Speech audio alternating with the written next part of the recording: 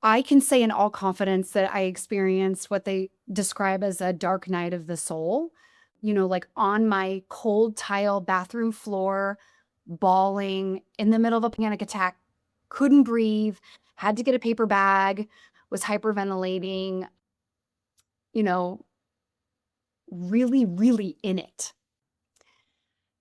And that was my rock bottom. Welcome to The Details with Allison Kahler, a space for real divorce stories and grounded conversations with experts, helping you find clarity and courage as you step into a future that may look different than you expected and better than you thought possible. My guest today is Diana Bidding, who's here to share her divorce story.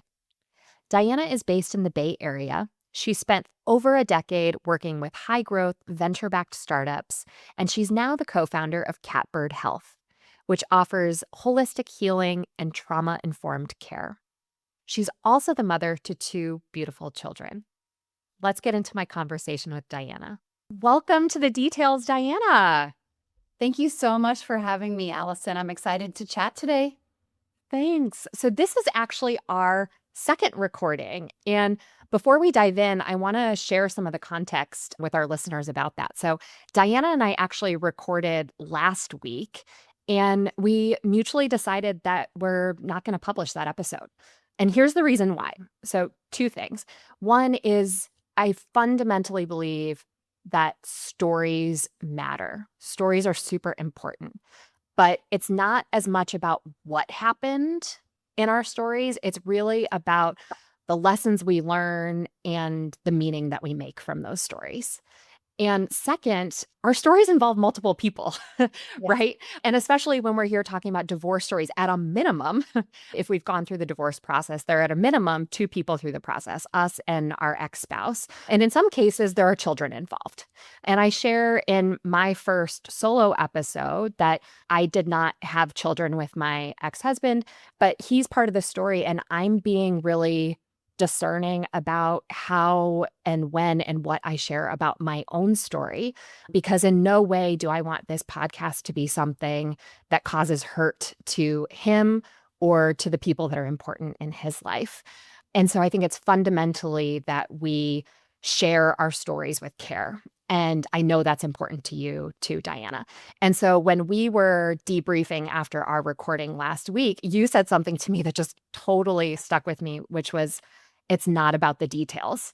And I think it's so funny because the story of this podcast is the details, right? But it's D.Tales, not DETAILS. And so I just want to thank you, Diana, for bringing that to my attention and for being really committed to sharing your story with care. So Yes, of course. I'm here, I'm open, and I love to live kind of a radically vulnerable life.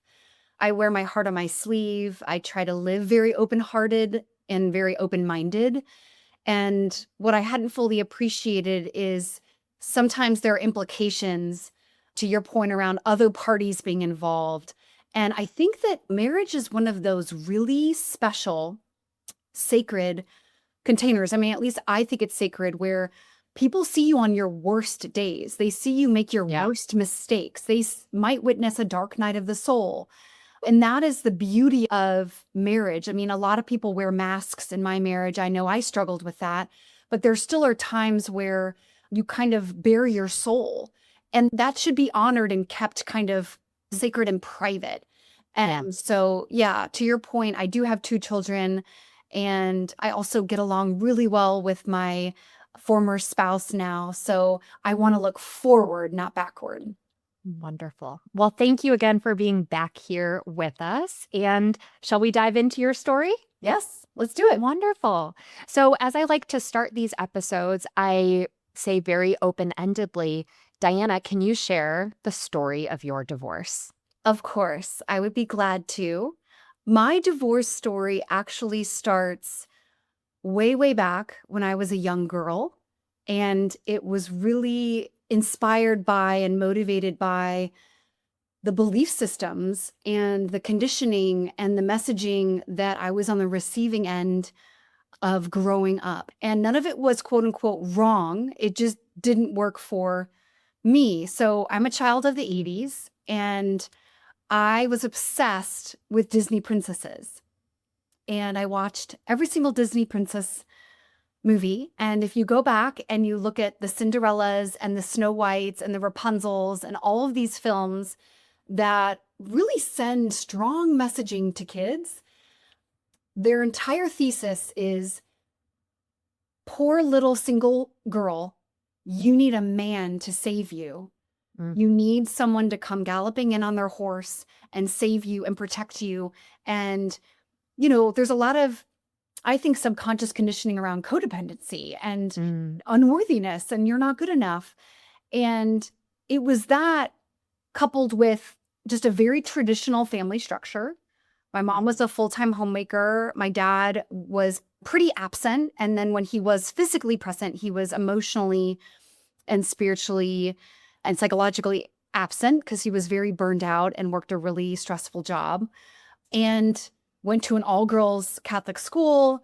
Again, a lot of subconscious conditioning around your goal is to find a husband and start a family. Mhm. That's your goal. So I remember graduating college and feeling this weird pressure and this anxiety mounting around finding a partner, finding a Mhm. mate. And I'm from the Midwest, right? So we pair really young and we start breeding really young. So Breeding. I love yes, that. procreating. I had friends, no joke, that graduated college engaged or were getting engaged. And it's not common, but it happens. And so all of a sudden you're like, wait, what's going on? Everyone is pairing off. And so even though I enjoyed my 20s, deep down I was really wrestling with insecurity and feelings of not being good enough until I found a husband, and also being taught to prioritize the complete opposite of what I should prioritize, Mm. which is true love. And what I say now is that my divorce was the greatest gift that I was ever given Mm. because it not only revealed to me that, oh, what this wasn't real love with a capital L, Yeah. it also gave me an opportunity to seek that. And I was able to find that. And so anyone struggling right now that's listening to this, you might really be in it right now. You might be in the grieving process. You might be really sad, but know that there's this incredibly beautiful silver lining just waiting for you, because you will find your person. Yeah. And if your marriage was meant to be, then it would have been. So Yeah. you are meant to find someone even better to complement you and enrich your life.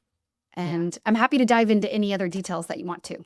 Yeah. And I think that message is one that is so helpful for people to hear, especially if they're on the early phases of contemplating this, just sort of questioning whether the things in their marriage are, is this a rough patch or are we maybe headed for divorce? And people will ultimately have to come to the right answer for them and their partner and their family. But I have had at least 50 of these conversations over the past couple of years. And there's not one person that I have spoken with that hasn't said some flavor of what you just shared, is that the divorce experience, and I know this is true for myself, was one of the greatest learning experiences of my life. I have so much more self-awareness of not only, what led to that relationship and the divorce itself, but what was my part in it? What was my upbringing, the societal conditioning that led to that outcome? And just for the folks that are listening here, there's so much learning on the other side. And so, yes, I am excited to dig into this. Starting with, you have this great perspective now on the other side. How many years ago was your divorce finalized? Just how many years on the other side are you now? Yes, finalized 6 years ago. We separated about 8 years ago. Yeah. And yeah, we have both healed separately and together, which is a really Yeah. beautiful thing. Yeah. And so it's wonderful now with, sort of 6 to 8 years of distance. We have kind of similar timelines in that regard that you've done a lot of this reflection and healing, et cetera. But I'm sure the emotions that you experienced earlier in the process maybe didn't feel that way at the time. And so can you walk us through just, of the different phases of your journey, whether it was from those early days of contemplation, of actually navigating some of the separation and divorce process to, post divorce and now what were some of the emotional highs and lows that you experienced during that time? Sure. Well, I'll just start by saying that there was an awareness that something was terribly wrong from the very beginning. So when we first Mm. started dating, there was an awareness in me that something was really wrong. But I had never been taught to trust my feelings. I had never Yeah. been taught to embrace my emotions. And I'm a deeply spiritual person. That has been strengthened for sure in the past, 6, 7, 8 years. But that knowing that intuition was something that I hadn't tapped into yet. And this is just my humble opinion.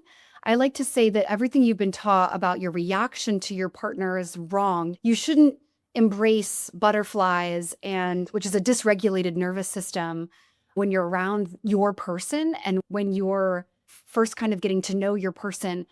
I am of the belief that they should make you feel incredibly calm Mm. and Mhm. incredibly grounded and able to take off any mask that you wear and just live your life with an open heart. Yeah. And that was not the case for me. I actually had been struggling due to childhood and early adult trauma with chronic anxiety and insomnia and some other kind of inflammatory issues. And everything just got worse. Mm. I started having panic attacks as we were dating and talking about getting engaged, leading up to the actual marriage. I was having an intense panic attack kind of every week.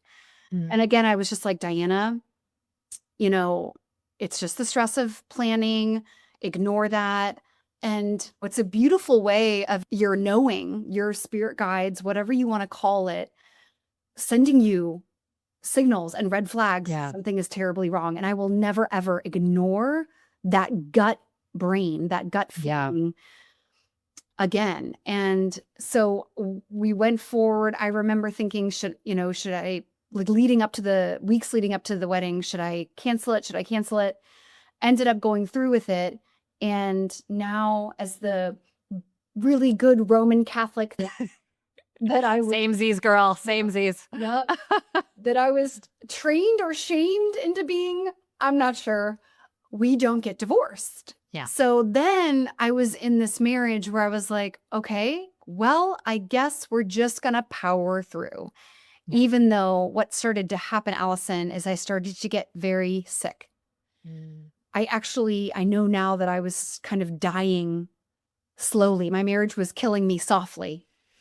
And I would cry in the shower. My panic attacks continued. I started to lose a lot of weight. I actually got down to like 118 pounds and I'm almost 5'8". So friends were commenting, "Oh, you look really thin." I started to drink too much alcohol. Alcohol was kind of a big theme in our marriage, and I just kind of followed his lead a lot of the time, and it was really unhealthy, and it led Mm. to a lot of anger management issues and things like that. So it was a really toxic dynamic, and yeah, I mean, it took me years, and it took me 2 children, but I, no joke, had a revelation on a hike and a beautiful spiritual experience with my grandma where it was revealed to me that staying in this relationship was going to ruin my family. Mm. And it was from then on that I started to make a plan. Tell us more about the hike. I mean, that immediately caught my attention. It was revealed to you. You said you're a spiritual person. Like, how did that show up for you on that hike? We had relocated cross country. It's kind of a geographical solution to relationship problems. Doesn't work. Doesn't work. It only gets worse. She's tried it, so don't try it, folks. It doesn't work. Don't do it. Not a way to save the marriage. Also falls under having kids to save the marriage. Yeah, just learn from our mistakes. And I started a new job. And every night when I came home, at this point, we were in the San Francisco Bay Area. Every night when I came home from my job, it would require me to drive up this really windy road. And Mm. where we live is so beautiful. set in the redwoods and the eucalyptus trees, but I would start to feel nauseous as I made the ascent, and I'd have to pull over and vomit. And this was kind of a normal thing. And I always kind of joked, I was like, I'm still getting used to the hills. Yeah. It wasn't the hills. It was going home to an unsafe environment. And again, my body was talking to me. This relationship is making you very sick. When it was the combination of both of us, I don't want to just blame him for everything. Yeah. It was just it was an unhealthy dynamic. Yeah. And so that started, and I remember one particular evening, I had pulled over, I had purged, I'd gotten back in the car, and I made my way home. It was late and the commute was long, so I tucked my kids into bed. I read them stories. They were tiny. We're talking 16 months old and 3 years old. And so they were going to bed pretty early, and I was able to leave and go for a hike. There are hiking trails all around that house. And I just started sobbing, and I couldn't control the waves that were coming out of me and the sounds I was making. I mean, I was distraught. And I got this vision of my grandma Betty, who I was really close with. She was a devout Catholic, and like the beautiful kind of Catholic where she would every single night, she had 9 children, and every single night she would leave an empty seat at the table for anyone off the street that wanted to come share a meal. So, my dad was used to just random strangers coming and joining their family celebrations. I mean, she would pray the rosary every day for an hour and meditate. She was just a light. Yeah. And she was such an inspiration for me because of how she loved. And she appeared to me, no joke. I saw her sitting in her rocking chair holding her rosary beads as kind of like in my mind's eye. Yeah. And then all I heard was, "It's okay to leave, honey." Oh. And these things happen and you kind of explain them away. And I was like, "Oh, that was interesting. I must have just made that up." And now I know, because I've really cultivated my spirituality. I get messages and downloads all the time. But that was her piercing through and making contact with me. And it was so profound. And I went home that night and I looked at my then husband and was like, "We can't do this anymore. We need to separate." And I was bawling and I couldn't control myself. And we had that really hard conversation that needed to happen around separation. Yeah. Yeah. Well, thank you for sharing. And, it's such a beautiful moment to have that connection with someone who's clearly so important in your life. But what comes up for me when I hear that is sort of this sense of like permission. And I don't know about you, but some of my experience when I hear from others is like this constant quest of like, just tell me it's okay. Tell me that I am not destroying somebody else's life. I'm not destroying my life. I'm not destroying, in your case, like your kid's life. And it can be so heavy. And so did that feel like you were getting permission that you could then give yourself the permission to leave? Oh my gosh. Yes. And then some. I mean, Allison, it was like this huge burden. I mean, I literally felt a weight come off of me. Yeah. Like, oh, I'm handing this over. Yeah. And I don't care if I'm judged. I don't care, because God doesn't judge me. No one will judge me. Yeah. If I bring shame on my family, so be it. I cannot Yeah. die. I have 2 children. I cannot raise them in this unhealthy environment. I want them to know real love. I want them to see a healthy example of a relationship. Yeah. Yeah. I think those feelings of shame and guilt can be some of the hardest parts about this. It's the stuff that doesn't get talked about enough. So thank you for sharing that, and I can see the emotion. For those that are just listening in and not watching on video, I can see the emotion come up as you think about that moment, so thank you. Was that, as you look back, kind of the low point, like the moment that you had that conversation with your ex, or are there other moments that felt, specifically really hard or challenging going through the process? And again, less about, like, the specific details, but just other kind of low points of the emotional journey for you.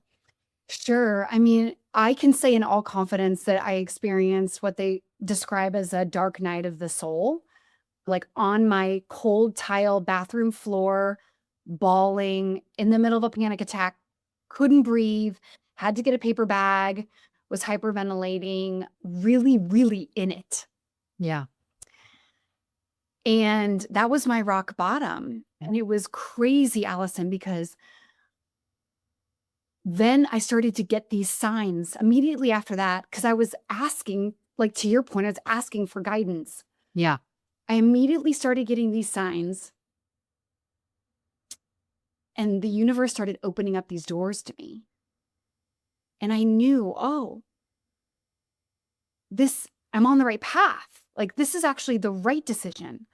Yeah. I got a different job that didn't require me to commute to Palo Alto and oftentimes miss my children both in the morning and at night, which was like sucking the soul out of me. Mm. New job, I found the most amazing, beautiful, charming little cottage in the redwoods that I could rent from another single mom who became kind of a sister to me and took me under her Mm. wing. And then my neighbors in this new house came over, introduced themselves, expressed their sympathy. My neighbor to the west of me is now like a grandma to my children Mm. and was constantly helping. They made little friends in the neighborhood. My chronic inflammatory disorder started to get a little better. Everything started to come together. And so I knew I was on the right path. That's so helpful. It's like sort of this shift of you've been carrying this weight for so long. And as soon as you put words to that experience and you say out loud, like, we have to end this, that you sort of feel like the universe is conspiring in your favor to help support you through this process. Yeah. Absolutely. So you mentioned some of these sort of synchronicities that have come into your life around this time, but what did you find supportive and helpful to you? So when you are on the bathroom floor having the panic attack, I know there are probably listeners that are in that space today that are just like, how do I even get out of this? How do I peel myself off the bathroom floor? What resources did you find most supportive through this process for yourself? I mean, it's so, so critical to have a support system. Hmm. And if it's just one good friend, or a sibling, that's really all you need. But a human support system Yeah. is so critical. And I no joke, remember being at my job and thinking to myself, oh, I have to start telling people. I have to start. Wow. I have to start making those phone calls. And so every day on my lunch break, I'd pick up the phone and be like, okay, today I'm going to call this friend and tell them, and maybe I'm leaving a voicemail, but maybe I'm catching them live. And there were a lot of tears, and there was so much empathy from my support system and from my family as well. For the most part, still a lot of struggle with the scarlet D in the family, Yep. I call it. But overall, supportive because they had witnessed a lot of the unhealthy behavior. And then I did see an amazing talk therapist.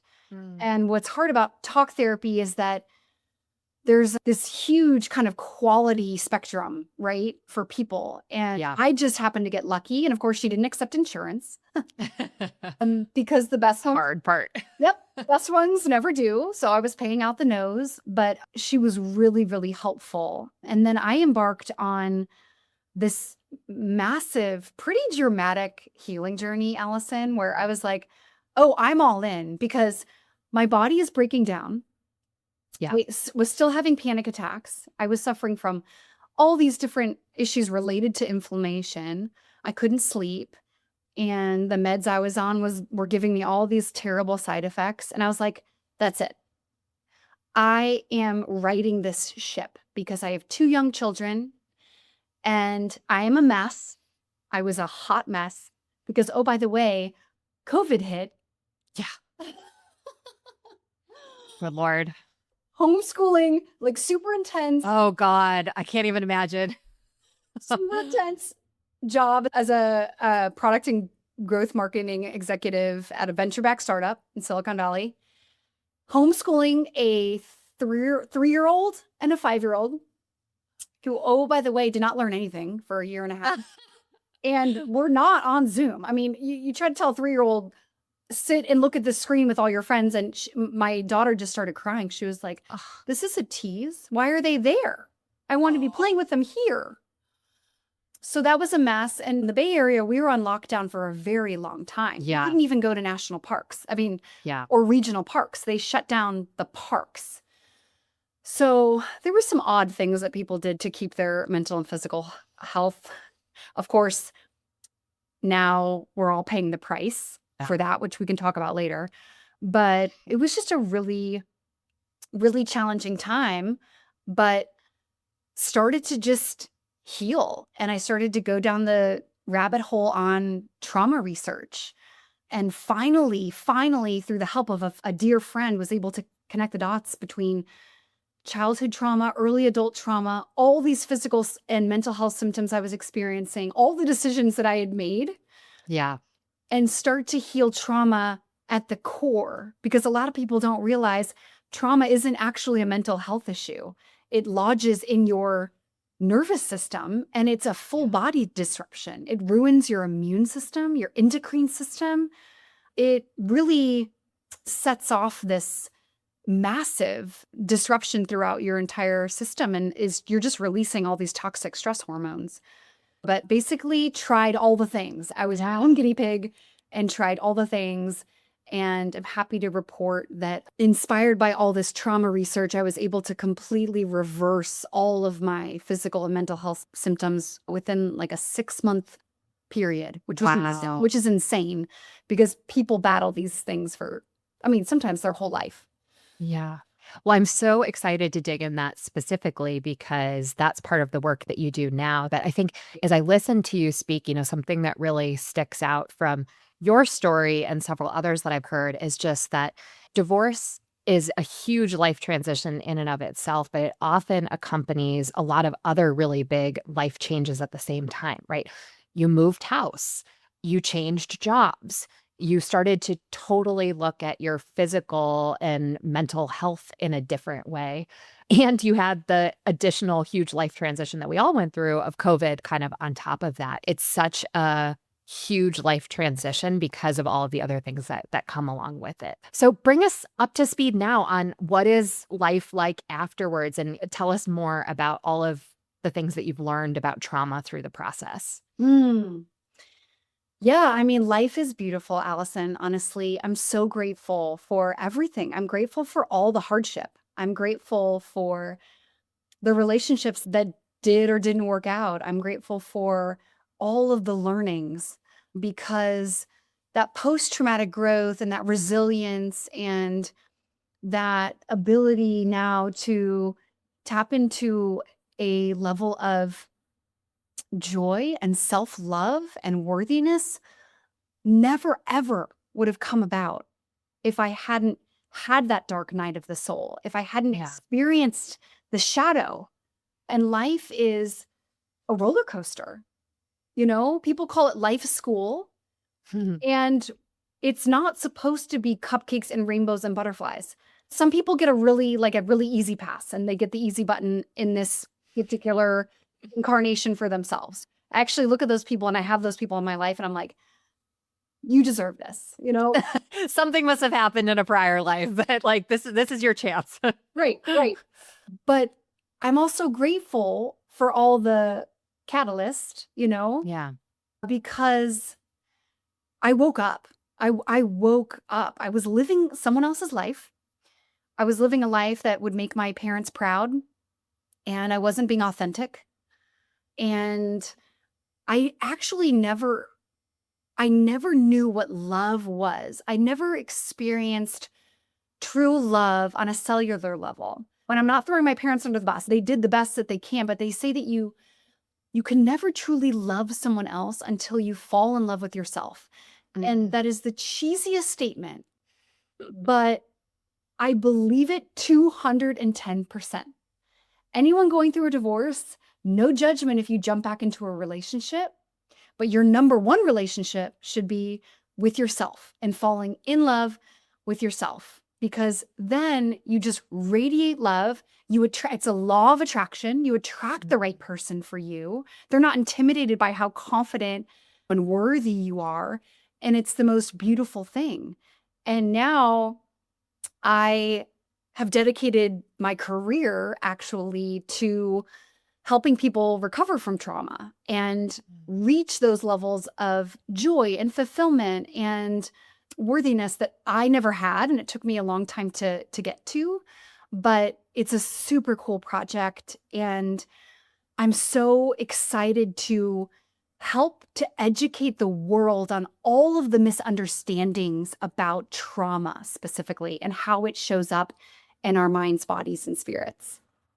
Well, it's amazing to see that you're taking your own life experiences and lessons and using that to help other people. So, for those listening, Diana and I met through a female founder networking group and just immediately connected over some parallels in our life experiences and kind of what we're hoping to do professionally. So, Diana, I would love if you could tell the listeners a little bit about what you're building at Catbird Health in case they're interested to learn more.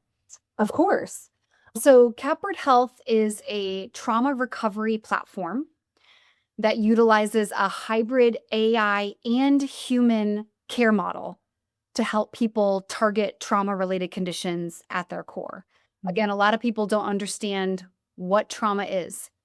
And there's a lot of emerging science and evidence to using these somatic body-based tools and Mhm. mindfulness tools and nervous system tools to release trauma on a cellular level. We know through the study of epigenetics that trauma gets passed through DNA, but you can also change your DNA. It's really exciting. That's crazy. I heard that a few months ago or something on a podcast, and I was just like, "What? It's Yep. in our DNA?" Yes. But I mean, you hear that. You hear about people that have generational trauma, right? And how that gets passed down. And it's something that I don't believe personally that I've experienced, but I can see how others have been impacted by that generational trauma. So, yeah, tell us more. I also am curious as you get into it. Like, I hear a lot of people say, like, I don't have the big T trauma in my life, but I have like the little T trauma. So, can you help us understand if someone's like, well, they might be minimizing their experiences. Like, I don't have trauma. I wasn't like sexually abused as a child or some of these things that people may associate with that word. Absolutely. Yeah, again, there are so many misunderstandings. Don't even get me started. And diagnostic, the DSM, which is the Bible for diagnoses, conventional medical diagnoses, and the tool that people turn to diagnose and treat, the vast majority of these 150 million Americans, right? Almost 50% of our population who has chronic disease are misdiagnosed. No one ever flags that trauma is the root cause of their condition. So, how can you properly treat something that you don't understand? Yeah. The difference between big T and little t trauma is there are experiences that are a one time catastrophic event, a car crash, an abuse, something that happened one time. And that can set off this toxic stress response in the body for sure. What can also set it off is a prolonged exposure to distressing events or circumstances. So, childhood neglect, ongoing emotional and psychological abuse, narcissism, instability, financial strain, Mm. alcoholism, drug abuse, all of these things that were just kind of happening in the background and left an imprint on your mind, body, spirit that this imprint of, I am not safe. That is Yeah. what trauma is. It's this lack of a felt sense of safety. Mhm. And it significantly impacts your ability to fight off disease and Mhm. regulate. And oh, by the way, get into that parasympathetic nervous system state, which allows you to sleep It can, carve really deep neural pathways in your brain that keep you stuck in toxic thought patterns, which, oh, by the way, keeps you sick. If you Yeah. continue to think anything, either I'm a victim, this person is terrible, look what they did to me, or I'm not worthy, I deserved this. Any of those thought loops are really detrimental to your holistic health. Yeah. Well, and linking it back to something you said early in our conversation about the sense of attraction, right? The sense of butterflies and excitement and all of these things. It's what a lot of us watched in either Disney movies that you mentioned or romantic comedies growing up of like this excitement and this passion and this attraction versus, what I keep hearing over and over again lately is just when you meet the person that's right for you, it should feel like this sense of calm and that nervous system regulation. But it sounds like if you've experienced some of this trauma, whether it's little case T or uppercase T trauma, and you have a nervous system that isn't regulated, it can put you in a position to attract someone who may not be the right partner for you. Is that Yes. the right way to understand that? Yes, which is exactly what happened to me. It was a trauma bond. It was Yeah. a trauma bond. And even if something is toxic, you are attracted to what you know. So Yeah. it's sad because your brain is lazy. And if you grew up around a certain dynamic or were used to being in a really dysregulated nervous system state, you actually gravitate towards people with a dysregulated nervous system. Yeah. It's really weird, but it's what you know. Yeah. And so The devil you know versus the devil you don't. yes, absolutely. And it can cause you to make really terrible relationship decisions. I do not pretend to be a relationship expert, not going there, but I'm just speaking from my heart and my own personal experience. Yeah.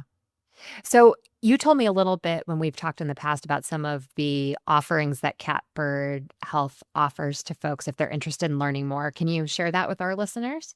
Absolutely. Yeah, our mission is to heal every person on the planet.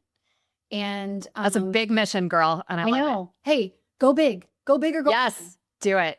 And I think why I'm so passionate about the work that we're doing is my own healing journey started when I, out of sheer luck, was able to connect the dots between trauma and all of these chronic physical and mental health conditions that I was happening.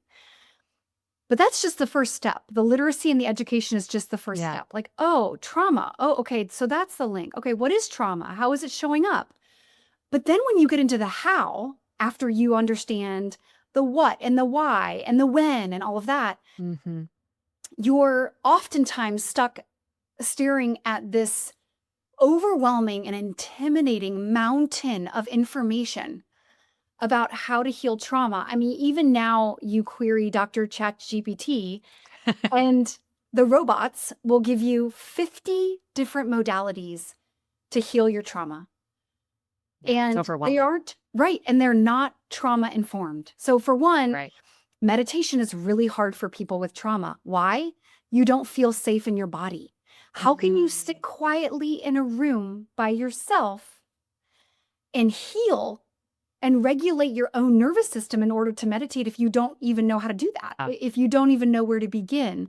So we are hyper focused on the how of trauma healing. All of the science, if you read the books from top trauma experts, Dr. Vincent Folletti, Dr. Gabor Mate, Dr. Peter Levine, Dr. Bessel van der Kolk, all of these experts that have devoted their entire life to studying toxic stress physiology, the biology of trauma, somatic science, mindfulness, alternative medicine, they all agree that trauma healing can happen, and it can happen quickly. I healed myself in 6 months, like symptom-free, through a titrated, multidisciplinary process. And what that looks like is engaging with somatic and nervous system practices a little bit every day, because all you're doing is training your body to feel safe.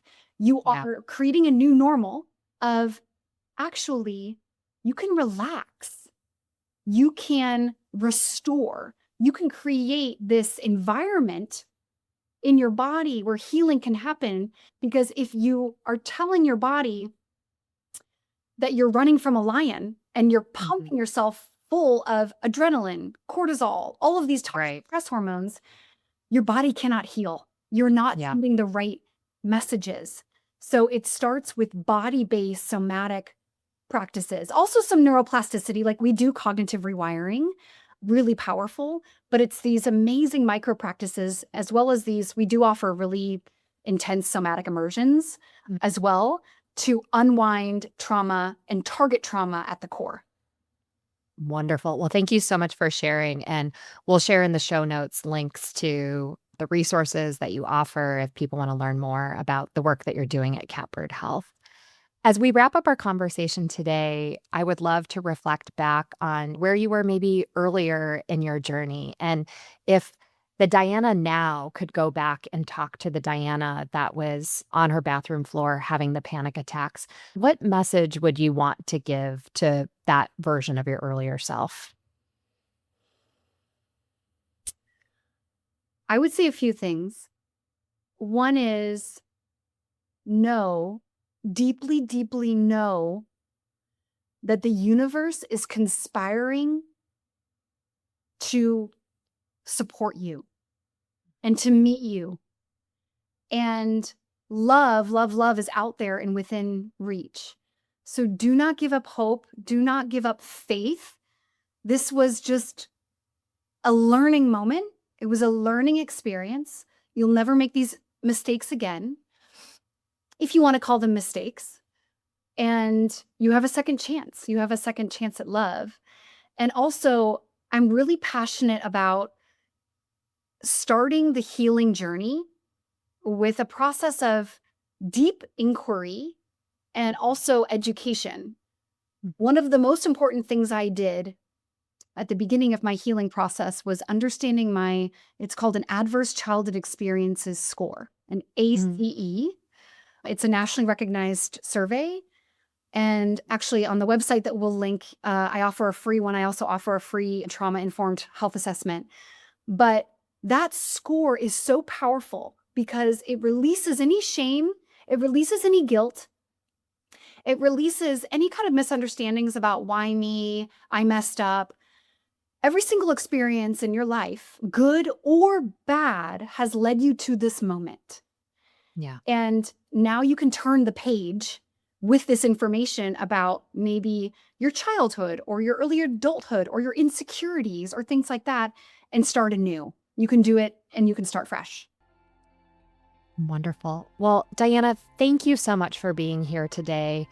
Thank you for sharing your story and for your own healing experience and everything that you've learned about trauma-informed care through the process. It was wonderful to have you on today.